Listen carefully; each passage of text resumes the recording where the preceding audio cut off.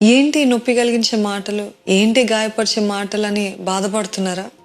చాలామంది విశ్వాసులకి ఇదే బాధ కదా. ఎంత మంచి చేయాలని ఆశపడుతున్నప్పటికీ నువ్వు తప్పు, నువ్వు తప్పు, నువ్వు తప్పు అని నేరారోపణ చేస్తున్నారు కదా.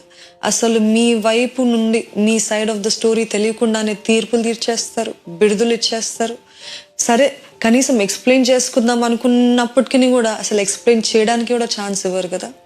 అట్లాంటి సమయంలో ఎంతో ఫ్రస్ట్రేషన్, ఎంతో వేదన, ఎంతో బాధ అవుతుంది కదా. ఎలాగ చెప్పుకోవాలి, ఎలాగ నిరూపించుకోవాలి, how do I prove myself అనే పరిస్థితులు ఉన్నారేమో. I'm telling you, you don't have to prove yourself. God is there. అపవాదికి ఒక పేరు ఉంది, అక్యూజర్ ఆఫ్ బ్రెథరన్ అని, అంటే నేరారోపణ చేసేవాడు. పద్దాక మీరు చేయనప్పటికీ కూడా చేశారు తప్పు తప్పు తప్పు అని నేరారోపణ చేస్తున్నారంటే అది వారు ఎవరి సంబంధో మీకే అర్థం అవ్వాలి. చూడండి, యోసేపు ఏం తప్పు చేస్తాడని ఆయన చెరసాలకు వెళ్ళాడు. పరిశుద్ధంగా తను జీవించినందుకు ప్రతిఫలము చెరసాలన. పౌలు ఏం తప్పు చేస్తాడని చెరసాలకు వెళ్ళాడు. దెయ్యం పట్టిన అమ్మాయిని విడిపిస్తే ఆయనకి ఎవరు సన్మానం చేయలేదు, కానీ దెబ్బలతో ఆయనని బాధ పెట్టారు, హింసించారు. ఈరోజు మీరు అనుకుంటుండొచ్చు, నేను ఎంత మంచి చేస్తున్నా, ఎంత మంచి ఉద్దేశంతో చేస్తున్నా, నాకు కీడే వస్తుంది, నన్ను తప్పుగా అర్థం చేసుకున్నాను, ఎవ్రీబడి ఈజ్ మిస్అండర్స్టాండింగ్ మీ అని అనుకుంటున్నారేమో. కానీ remember, if your heart is right, God understands you. కీర్తనలు 7వ అధ్యాయం 10వ వచనంలో ఇలాగుంది, హృదయంలో యథార్థంగా ఉన్న వాళ్ళను రక్షించి ఆ దేవుని దగ్గర నుండే నా డాలు వస్తుంది. ఎవరండి మన డాలు? He is our shield. God is your shield.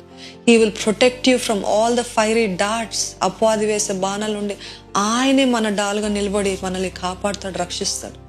ఎప్పుడండి నాకు న్యాయం జరుగుతుంది, ఎప్పుడండి దేవుడు ప్రతీకారం తీర్చుకుంటాడు అని అనుకుంటున్నారు. దేవుడు అంటున్నాడు, పగ తీర్చుకున్నట నా పని అన్నాడు. వెంజన్స్ ఇస్ మైన్ అని దేవుడు అన్నాడు కదా. ఎప్పుడండి అని అనుకుంటున్నారేమో, కానీ మీరు అనుకున్నట్టు, మీరు అనుకున్న విధానంలో, మీరు అనుకున్న సమయంలో చేయాలంటే దేవుడు చేయడండి. దేవుడు చేసేటప్పుడు మీరు చూస్తారు, వారు చూస్తారు దేవుడు ఎలాగా ప్రతీకారం తీర్చుకుంటాడు. ఎవరైతే మీకు విరుద్ధంగా తిరిగారో, ఎవరైతే విరుద్ధంగా మాట్లాడారో వారే మీ దగ్గరికి వచ్చి క్షమాపణ అడిగేలాగా చేస్తాడు దేవుడు. కానీ మీ హృదయంలో చేదు కానీ, క్షమించలేని తనం కానీ ఉండకుండా చూసుకొని జాగ్రత్త పడండి. You forgive, you love and you trust your self అంటూ గాడ్. నమ్మండి, మౌనంగా ఉండండి, గొడవలకు వెళ్ళకండి, 10 మందికి చెప్పకండి.